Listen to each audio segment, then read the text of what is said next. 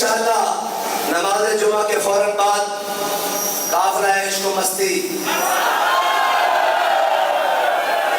यारों सारे, हाँ ये जबरो कहर नहीं, ये जबरो कहर नहीं।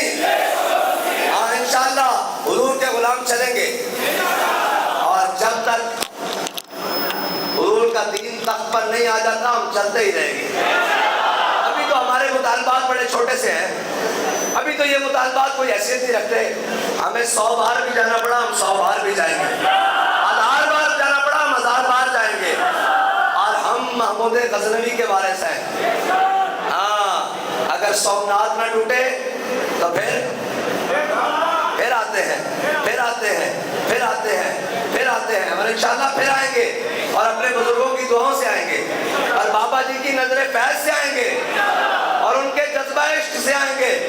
जब तक आलम कुफ्र के टूट कर और इसका निजाम पाश पाश नहीं हो जाता उस वक्त तक इंशाअल्लाह, जब तक हुजूर का दीन तख्त पर नहीं आ जाता उस वक्त तक आराम से नहीं बैठेंगे इंशाअल्लाह। हुजूर का दीन तख्त पर लाकर दम लेंगे। और अब सुस्ती और काहली के जमाने गए, जी वो दिन गए जब तेरे दीवाने थे हम, न तेरे आने का गम न तेरे जाने का गम।